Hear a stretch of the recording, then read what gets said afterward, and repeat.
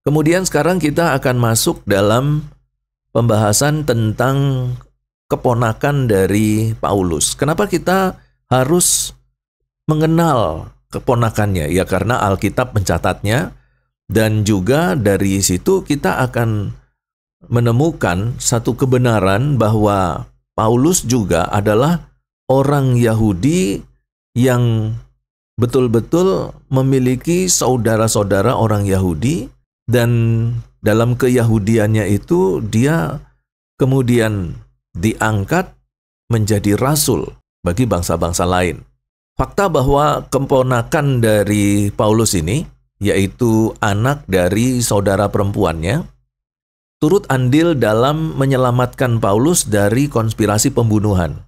Hal ini kita bisa lihat dalam Kisah Rasul 23 ayat 16-22. Dan ini memberikan kepada kita satu kilasan langka, namun penting, mengenai kehidupan keluarga Paulus yang nyaris tidak disebutkan di dalam surat-surat rasuli. Nah, peristiwa ini yang dicatat dengan cukup rinci oleh Lukas menyiratkan bahwa saudara perempuan Paulus ini dan keluarganya mungkin tinggal di Yerusalem. Dan hal ini mengindikasikan adanya keberadaan jaringan keluarga yang dekat.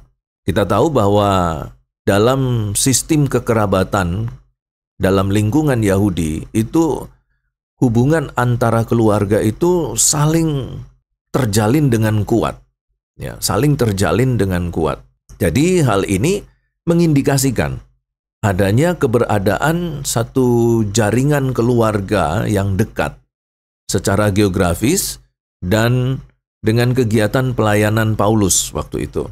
Nah, meskipun hubungan personal atau spiritual antara mereka itu tidak diungkapkan secara eksplisit, tetapi salah seorang teolog yang bernama James D.G.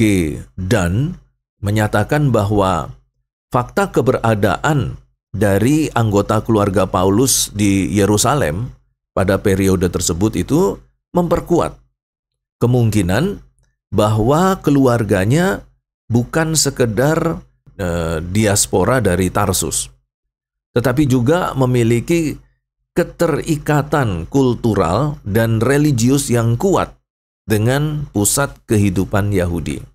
Itu tadi yang saya katakan bahwa di sini kita dapat melihat bahwa Paulus memang adalah dari keluarga Yahudi yang begitu kuat dan ketat di dalam menjaga tradisi-tradisi Yahudi, adat istiadat Yahudi, sistem keagamaan Yahudi. Sekalipun Paulus berasal dari keluarga campuran, di mana ayahnya seorang Yahudi dan mamanya seorang Romawi. Nah, meski narasi Alkitab tidak memuat keterangan lebih jauh tentang saudara perempuan atau kemenakan ini, kisah tersebut mencerminkan satu dimensi manusiawi dari kehidupan Paulus yang seringkali tidak diperhatikan. Seolah-olah Paulus ini adalah seorang yang setengah malaikat gitu ya.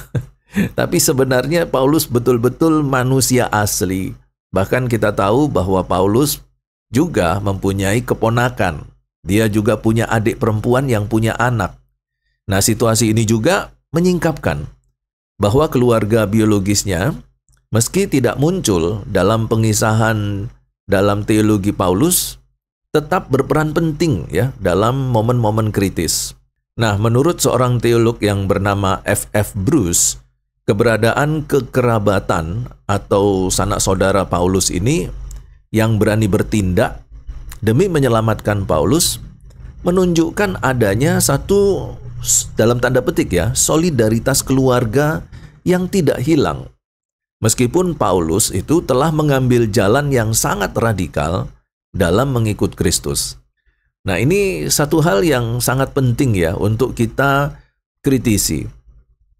Kita tahu bahwa Paulus berpindah keyakinan dari orang-orang Farisi yang memegang adat istiadat dan agama Yahudi begitu kuat, tetapi kemudian dia secara radikal setelah selesai dia di dalam pertobatan dan kelahiran barunya, Paulus tidak lagi menjadi seorang Farisi, tetapi sekarang menjadi pengikut Kristus. Nah, bagi orang-orang Yahudi, khususnya dalam kelompok keluarga-keluarga Farisi, kalau ada orang-orang, salah satu anggota keluarganya itu mengikut Yesus, ini adalah satu pukulan yang berat. Ya, seperti kita, di dalam anggota keluarga kita, salah satu anggota keluarga kita itu pindah agama gitu ya. Ini pukulan berat. Tetapi walaupun demikian, kita tahu bahwa keponakannya itu membantu menyelamatkan Paulus ketika Paulus berada di dalam krisis. Nah, itu berarti bahwa ada satu solidaritas keluarga yang tidak hilang. Meskipun Paulus ini telah mengambil jalan yang sangat radikal ya, dalam tanda petik berpindah agama dan mengikut Kristus. Maka meskipun Paulus kerap menekankan identitas baru dalam Kristus sebagai satu landasan relasi spiritual, teks ini menunjukkan bahwa ada ikatan darah dalam kehidupan pribadi Paulus tetap hadir secara signifikan, dan Alkitab walaupun tidak banyak mencatat hal itu ya.